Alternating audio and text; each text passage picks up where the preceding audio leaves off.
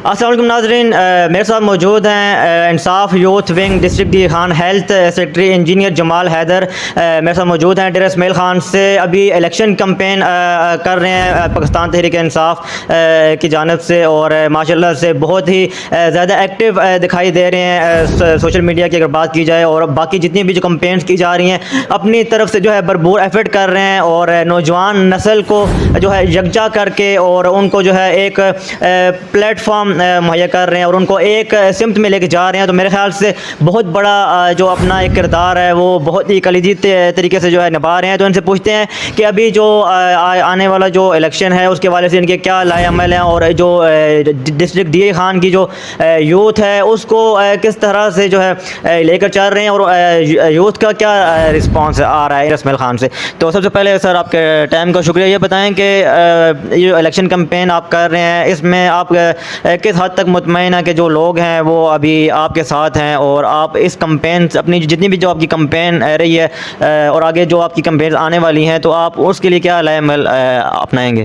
बिस्मिल्लाहिर्रहमानिर्रहीम, इय्याका नअबुदु व इय्याका नस्तईन।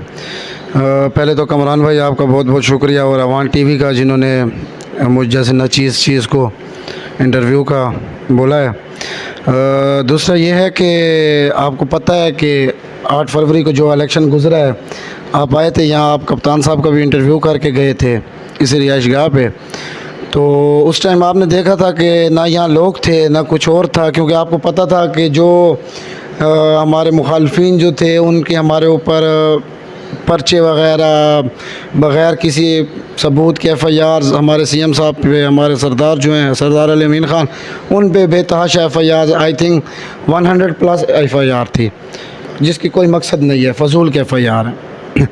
उसके अलावा जैसे कि आपको पता है कि हमारे सरदार साहब जो हैं सरदार अमीन ख़ान गंडापुर, वो 8 फरवरी को उन्होंने एक भारी लीड से इनको शिकस्त दी है, मौलाना साहब को भी और फैसल करीम कुंडी साहब को भी, जो पीपल पार्टी के और JUI के रुकन थे। तो उन्होंने ये मुकाबला हार के उसके बाद हमारे सरदार साहब जो हैं, जो हमारे सरबराह हैं अली अमीन ख़ान, वो आपको पता है इस टाइम KPK के वज़ीर आला हैं, और उन्होंने MPA शिप जो है वो जो MPA सीट थी वो उन्होंने अपनाई है, और MNA जो सीट थी NA सीट थी वो उन्होंने छोड़ दिया, जिस पे अभी उनके बड़े भाई फैसल अमीन ख़ान गंडापुर जो अभी इलेक्शन कैंपेन वगैरह और उम्मीदवार हैं। तो आपको पता है कि हमारे मुखालफिन जितने भी हैं, चाहे मौलाना वाले हैं चाहे पीपल पार्टी के हैं, तो उन्होंने हमारी कैंपेन्स और हमारे जो उनको हमने भारी लीड से हराया है, तो वो अभी मैदान छोड़ के चले गए हुए हैं। तो इस वजह से कि उनको पता है कि हमने अगर अभी भी जीतना इलेक्शन में आना है तो हमने हार जाना है, इस वजह से मौलाना साहब तो बिल्कुल बाइकाट करके चले गए हैं। और सुनने में आया है कि फैसल करीम कुंडी साहब अपने चाचा को रशीद कुंडी साहब उनको इलेक्शन में लड़ा रहे हैं, और अभी तक तो हमने ना उनकी कोई कैंपेन देखी है और ना ही हमने उनकी कोई रैली वगैरह देखी है, और ना ही हमने उनकी कोई ख़ास कारकर्दगी देखी है। अली अमीन ख़ान गंडापुर साहब के टेन्योर CM के टेन्योर से पहले काफ़ी ज़्यादा जो है आपके ऊपर जो है अरेस्ट वारंट्स थे, आपको जो है कैंपेन से रोका जा रहा था, लेकिन आवाम ने जो है CM साहब को जो है वोट की ताकत से मुंतखब किया, और अभी जो है वज़ीर आला KPK हैं, और भी उनके जो भाई हैं फैसल अमीन ख़ान गंडापुर अभी वो NA 44 से जो है इलेक्शन लड़ने जा रहे हैं। तो उस वाले से बताएं कि अभी जो आवाम है वो तो ज़ाहिर बात है उनको समझ आ गई है कि किसको हमने लेके आना है और किसको नहीं लेके आना। तो ये बताएं कि जैसे आपने बताया कि काफ़ी आपने नाम भी लिए कि वो मैदान छोड़ के भाग गए हैं, तो बेशक पता तो उसी दिन चलता है जिस दिन वोटिंग होती है। तो आप क्या मुतमईन हैं लोगों के रवैये से, या उन्हें पता चल रहा है कि अभी ये जो मार्क आने जा रहा है इसमें भी जो है आप भारी अक्सरियत से जो है लीड हासिल करेंगे? सर लोगों को पता है कि लोग अभी ना वो बिकने वाले हैं ना झुकने वाले हैं। जो इन्होंने हमारे लीडर पे जुल्म किए हैं, जो हमारे सरदार पे इन्होंने झूठी FIRs किए हैं, इन्होंने हमारा सेहत कार्ड बंद किया था। सेहत कार्ड से आपको पता है कि ना हमारा जो लीडर है इमरान खान, ना वो सेहत कार्ड से इलाज करवा सकता है क्योंकि उसके पास अरबों करोड़ों रुपए हैं, लेकिन वो हमारे बच्चों के लिए हमारे लिए जंग लड़ रहे हैं। और हमारे सरदार साहब जो है सरदार अली अमीन ख़ान, उनको भी अल्लाह ने बहुत कुछ दिया हुआ है, वो भी अपना इलाज करवा सकते हैं। लेकिन ये जो PDM की हुकूमत आई थी, पीपल पार्टी और मौलाना की, इन्होंने आते साथ ही अपना हमारा सेहत कार्ड और जो हमारी बाकायदा बाकी सहूलियात थी, जिस तरह रिहाइशगाह वगैरह थी, पनागाह थी, वो बंद कर दी, लंगर खाने बंद कर दिए। तो इस वजह से आवाम को पता चल चुका है कि ये झूठ है, फ्रॉड है। तो इस वजह से अभी लोग इनको नहीं अपना रहे। मौलाना साहब तो मैदान छोड़ के चले गए हैं और रशीद कुंडी साहब अभी इलेक्शन लड़ रहे हैं, और मेरे ख़्याल से अभी रशीद कुंडी साहब इस वजह से आए हैं मैदान में क्योंकि फैसल करीम कुंडी साहब अभी जनरल कौंसलर की भी सीट में खास नहीं लड़ सकते। उनको इतनी उम्मीद नहीं है कि मैं जनरल कौंसलर अगर लड़ता हूं तो मैं वो भी हार जाऊंगा। तो इस वजह से उन्होंने अपनी बेइज्जती बचाने के लिए अपने चाचा रशीद कुंडी को लाया है मैदान में।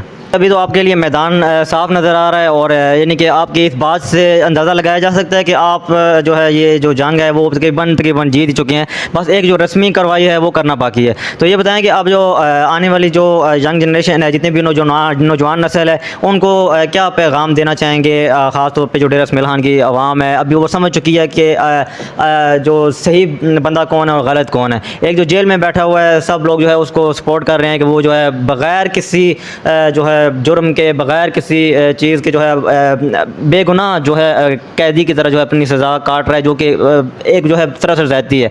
तो देखा जाए तो अवाम जो एक भगोड़ा लीडर था, जो कि अभी उसके भाई जो है प्राइम मिनिस्टर बन गए हैं, तो वो जब उनको सज़ा मिली थी तो वो पाकिस्तान छोड़ के चले गए थे।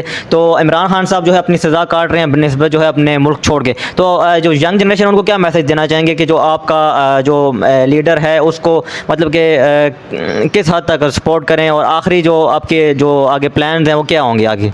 मेरे जो डेरे के गयूर अवाम है, इन्होंने हमें और सरदार साहब को पहले भी मायूस नहीं किया, और इन्होंने सरदार साहब के अरमान पूरे किए हैं। और इस बार भी हमें उनसे पूरी उम्मीद है कि वो इंशाल्लाह आगे भी आने वाला जो इलेक्शन है 21 अप्रैल को बरोज़ इतवार, तो वो 21 अप्रैल को भी निकलेंगे और इंशाल्लाह हमारा इंतखाबी निशान घोड़ा है। घोड़े पे मोहर लगा के साबित करेंगे कि डेरे की आवाम गयूर आवाम है, न बिकने वाली है न झुकने वाली है। मैं आपको पहले अर्ज़ कर चुका हूँ, लेकिन मैं आपके इस इंटरव्यू में ये वाज़े करूँगा कि अपने डेरे की आवाम से रिक्वेस्ट करूँगा कि आप ये ना समझे कि सरदार साहब के मुकाबले मद्दे मुकाबल कोई नहीं है तो सरदार साहब जीते हुए हैं, नहीं, बल्कि आपने अपने घरों से निकलना है। जिस तरह 8 फरवरी को आपने वोट पोल किए हैं, इसी तरह आपने अपने घर वालों से, हमारी जो बहनें हैं, माएँ हैं, उनको भी निकालना है, और 21 अप्रैल को उनसे भी वोट पोल करवाना है। क्योंकि इस बार इलेक्शन में 12% जो लेडीज़ वोट है, फीमेल पोल वोट जो है ये काउंट किया जाएगा। तो मैं अपने पूरे डेरे की आवाम जो है उनसे मिन्नत करूँगा, ख़ास करूँगा कि आप निकलें और अपने बहनों, जो हमारी बहनें हैं, माएँ हैं, उनको भी निकालें।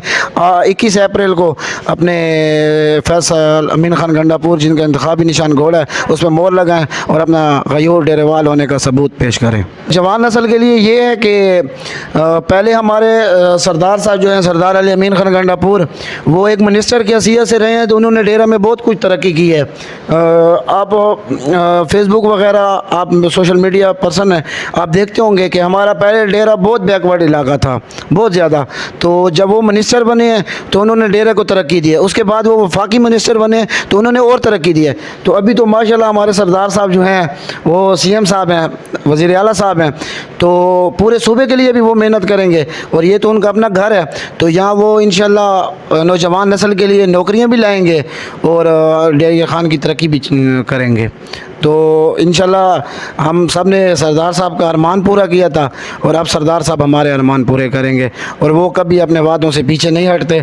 उन्होंने वादा किया है, कुछ हुकूमत जो है ये रूटीन में आ जाए, आपको पता है कभी क्या कभी तो वो इस्लामाबाद जा रहे हैं मीटिंग्स वगैरह के लिए, पेशी वगैरह के लिए, कुछ ये लेवल में आ जाए हुकूमत, तो इसके बाद वो इंशाल्लाह नौकरियाँ और बैन वगैरह भी हैं, इस वजह से वो कुछ नहीं कर रहे। तो ये जब बैन वगैरह ख़त्म होंगे और इलेक्शन भी हो जाएगा तो इंशाल्लाह दोबारा नौकरियाँ, धड़ाधड़ नौकरियाँ आएंगी। और नौजवान नस्ल के लिए अगर वो प्राइवेट नौकरी भी, अगर सरकारी नौकरी नहीं होगी, तो सरदार साहब ने कहा है कि मैं प्राइवेट नौकरियाँ वगैरह नौजवान नस्ल को मैं नौकरी वगैरह दूँगा, कारोबार वगैरह दूँगा।